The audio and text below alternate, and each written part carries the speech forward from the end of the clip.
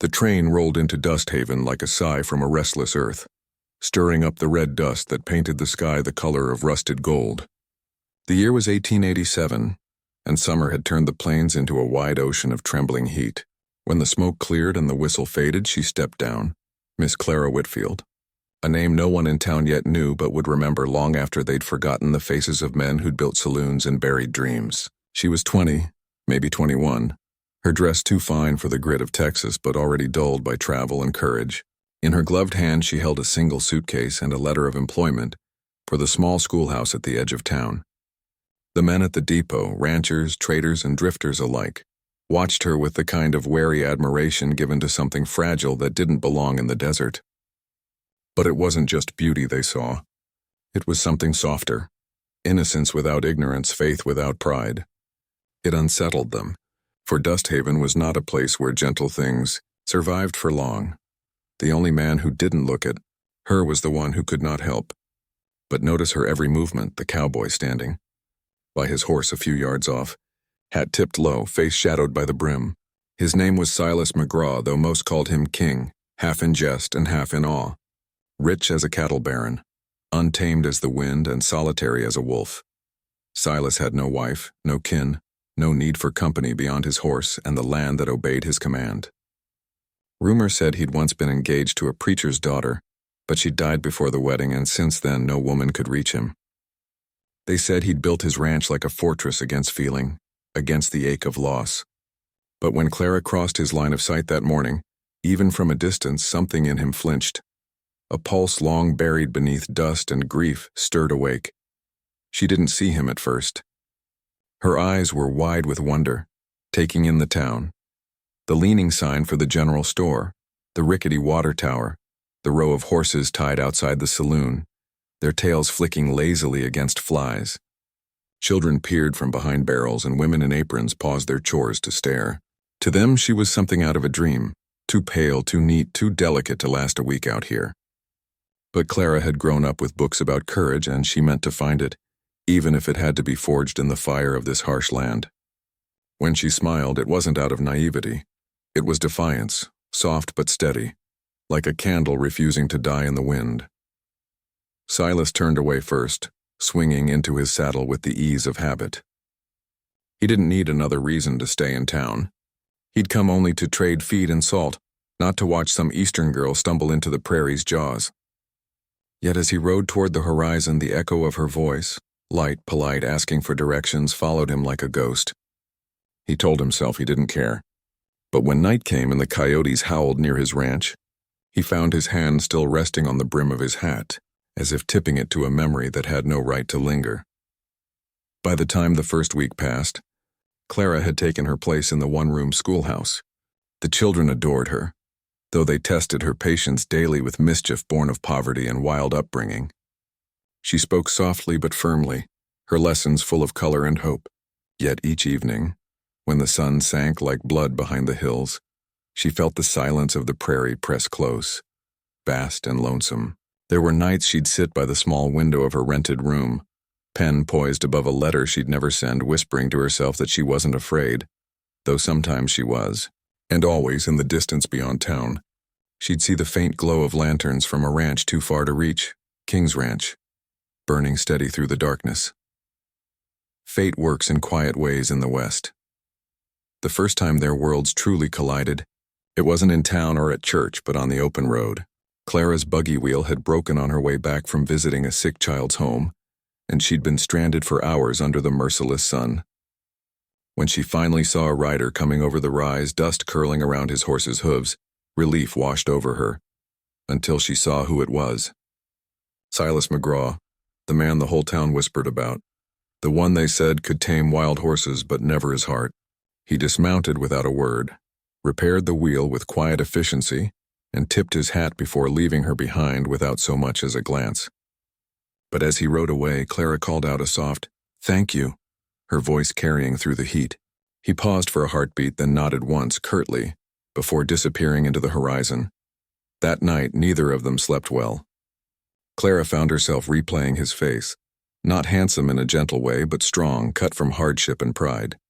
There was something in his eyes she couldn't name, something that made her chest ache.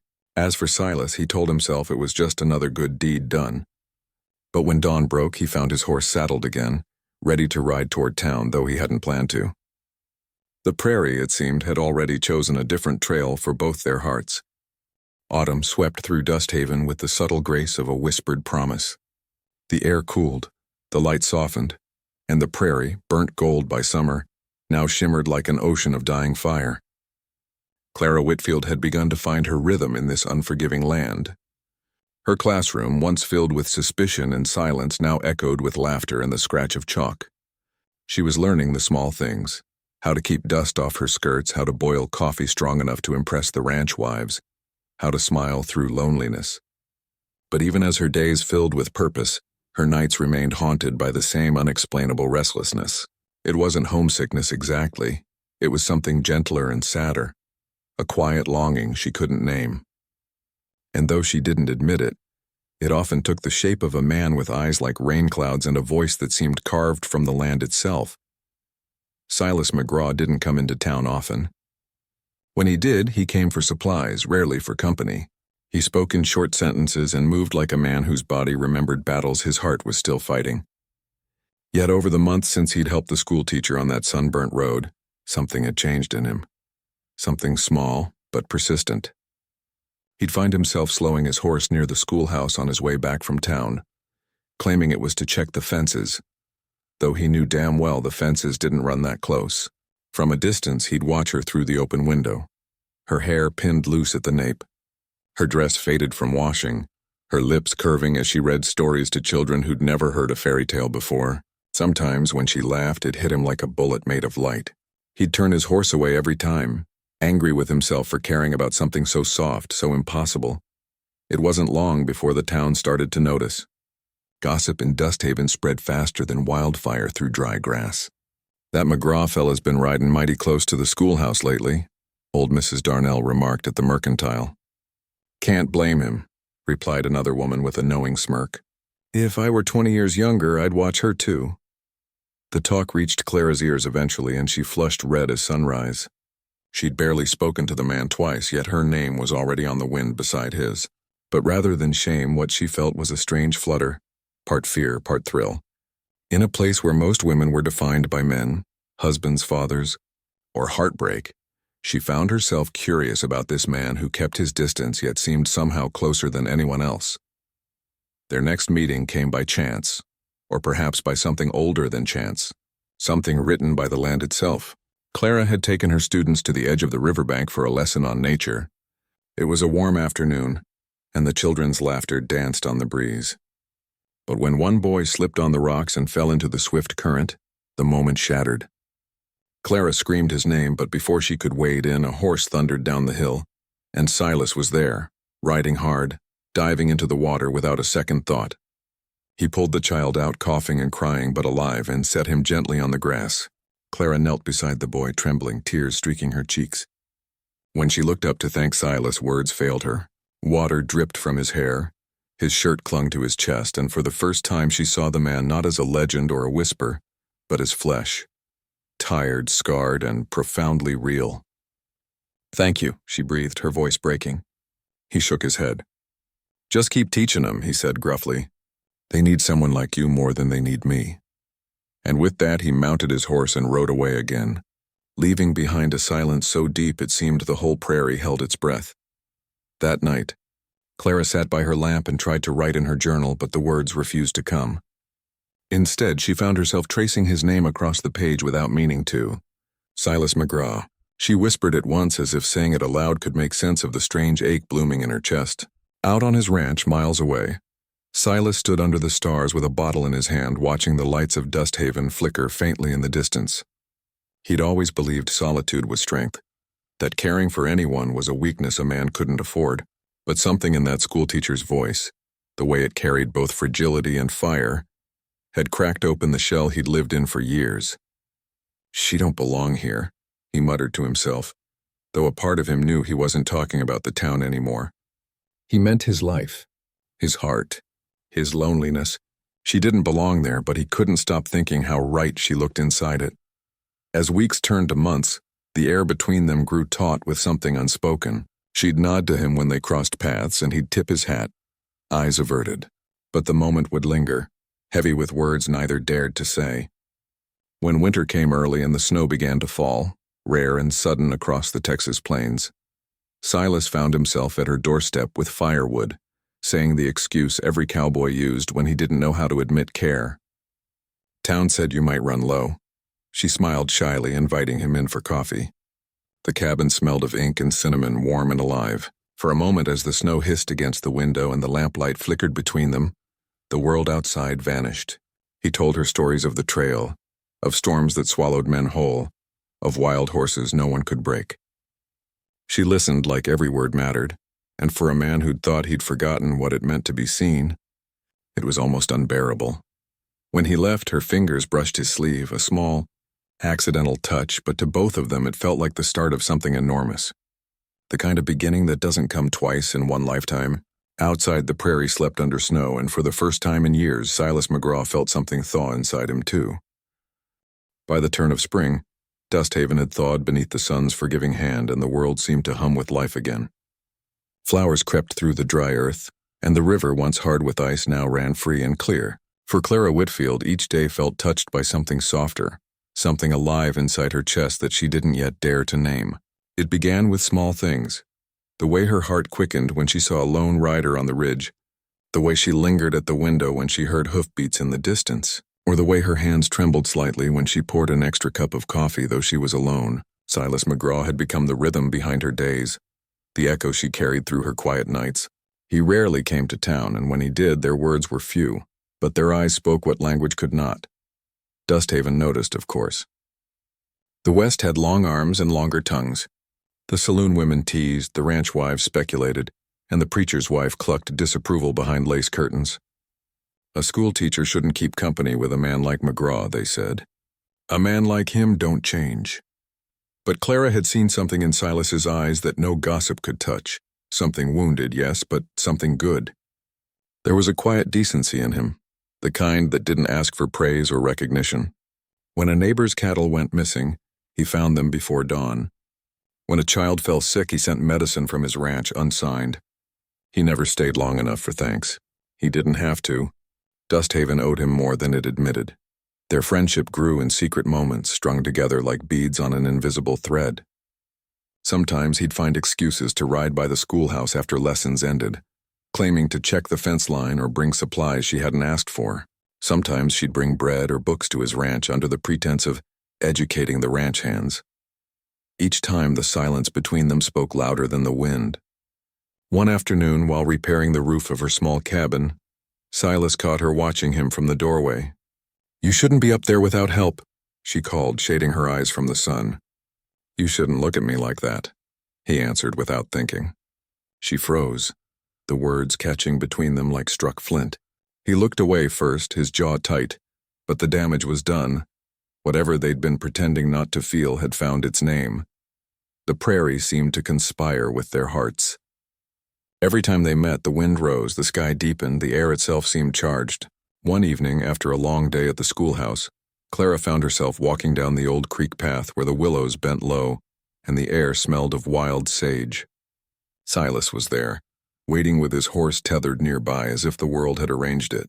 "Evenin', Miss Whitfield," he said, touching the brim of his hat. "Silas," she replied softly, her voice carrying more warmth than she meant. For a while they spoke of small things, the weather, the crops, the children, but beneath the talk lay something tender and unsaid. When she finally turned to go, he reached out and caught her wrist gently. "Clara," he said, her name a low thunder. "You ever get tired of pretending you don't belong here?" She looked up at him, her eyes bright in the fading light. "I don't pretend," she whispered. "I belong where I'm needed." He smiled, an almost broken thing. "Then maybe I do too." They stood close enough to feel each other's breath. The world held its breath with them. For a heartbeat, it seemed as though time itself leaned closer, watching to see if they'd dare to cross the invisible line between friendship and something far more dangerous. But before either could move, thunder rolled in the distance, real thunder this time, and the sky split open with rain. They ran for cover under a lone oak tree, laughing, breathless, soaked to the skin. For the first time in years, Silas laughed. Really laughed, and Clara thought it was the most beautiful sound she'd ever heard. When the laughter faded, silence returned, thick and alive. He brushed a strand of wet hair from her face, his fingers lingering a second too long. "Your trouble, school teacher," he said softly. "Then maybe you've been lonely too long," she replied. The rain slowed to a drizzle. When they finally parted, no kiss had passed between them, but both felt it burning on the edge of their hearts. The next day they avoided each other, both afraid of what they'd nearly done and what they'd nearly confessed. But love has a way of growing in the quiet places where fear thinks it has taken root. Days later, a letter arrived for Clara from the East, an offer from a wealthy cousin in Boston, inviting her back to civilization, promising her safety and comfort. That night she sat by her lamplight staring at the letter. The air outside was still, heavy with the scent of rain and prairie grass. She thought of Boston's lights, of parlors and fine dresses, but none of it made her heart stir. Then she thought of Silas, of his rough hands fixing her broken buggy, of the way his voice softened when he spoke her name, of the wild, untamed quiet between them. And she knew. Civilization had nothing she wanted anymore.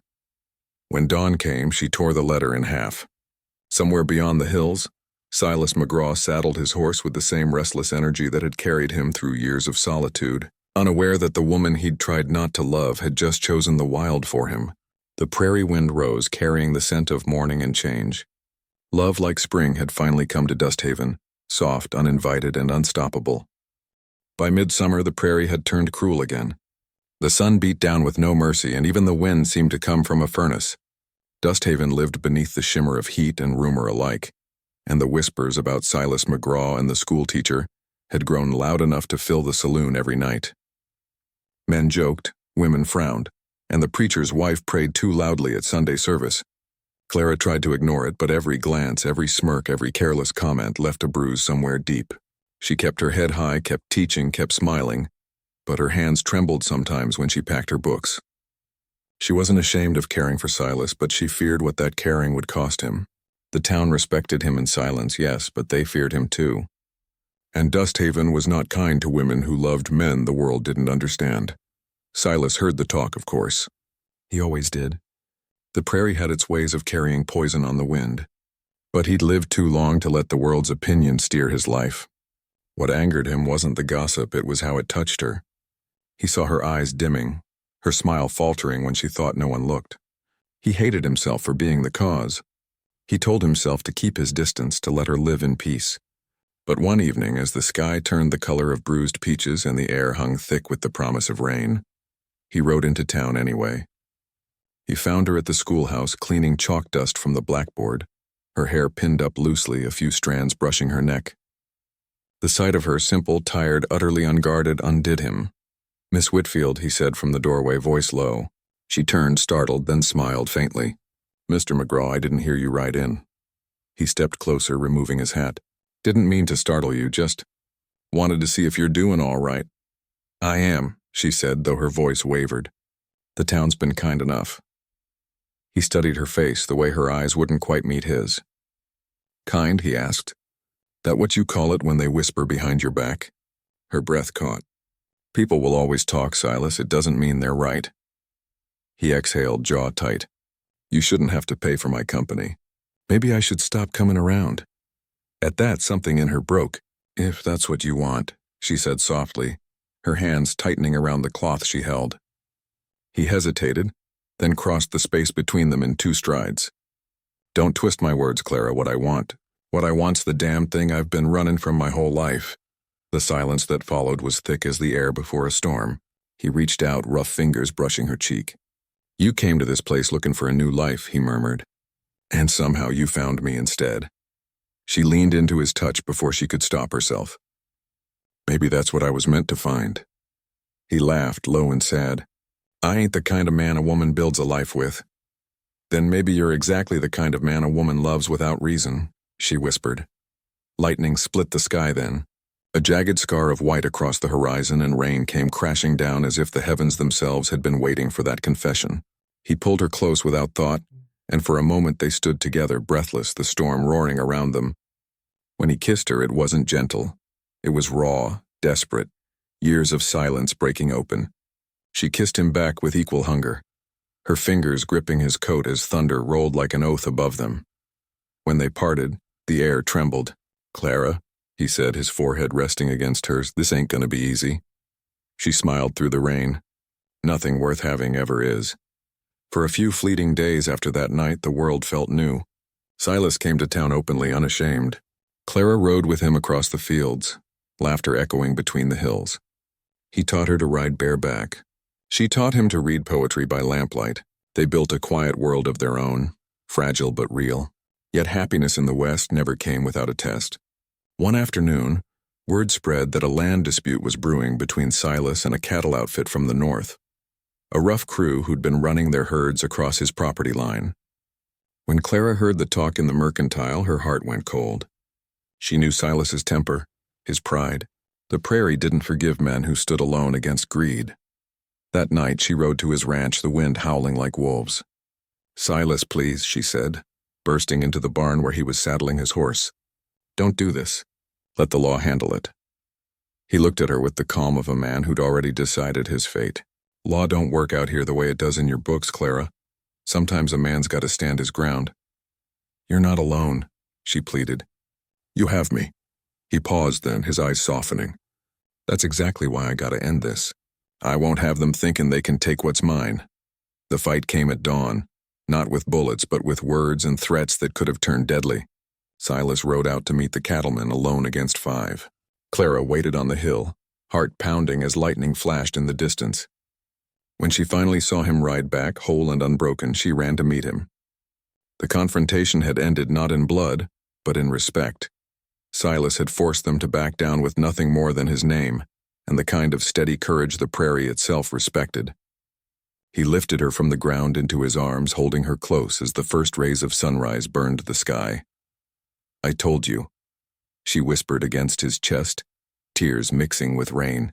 "You're not alone anymore." He smiled, brushing her hair back.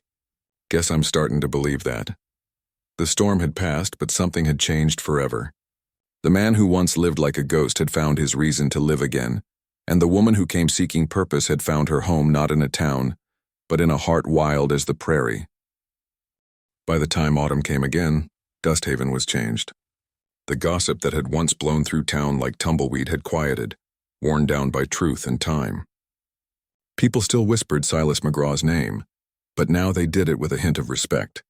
He had faced down cattle thieves, rebuilt fences, and, more astonishingly, opened his heart. The story of the school teacher and the cowboy had spread across every porch and saloon table, and even those who'd once sneered found themselves softening. The preacher's wife still prayed too loud, but her eyes warmed whenever Clara passed by, leading a line of children toward the schoolhouse beneath the copper-gold sky. What had begun as scandal had become legend, a quiet proof that love, when it was honest, could tame even the roughest land. Clara's little schoolhouse had grown brighter that year. Silas had built her new desks, planned smooth by his own hands, and repaired the roof so the wind no longer whistled through the cracks. On Fridays, he'd ride in with a sack of apples or a bundle of books scavenged from far-off towns. The children adored him. Mr. McGraw, they called, chasing after his boots as though he were a folk hero come to life. When he smiled, the lines at the corners of his eyes softened, and Clara would look at him from across the room, marveling that this was the same man who once spoke only in half sentences and kept the world at arm's length. Now he laughed easily, worked side by side with neighbors, and never left without pressing a dusty kiss to her temple before he rode home. They built their life not in grand gestures but in small, steady acts. Morning coffee shared on the porch, her hair undone in the sunrise. Evenings spent reading by the fire while the wind sang through the grass. Sundays riding across the plains with nothing but sky above and faith beneath their boots. There were still hard days, drought, sickness, storms, but they faced them together, two souls bound not by luck but by choice. The land accepted them, and in time so did the town. When the railroad brought new settlers, Clara became the voice of welcome and Silas the man who taught them how to survive. People said Dusthaven had a new heart, and it beat in the rhythm of the school bell and the hoofbeats leaving the ranch at dawn. One night, nearly a year after the storm that had sealed their fate, Silas led Clara up the ridge overlooking the valley. The stars burned clear and sharp, and the moon washed the prairie in silver. He carried something in his hand, an old ring, plain gold, worn by weather and years.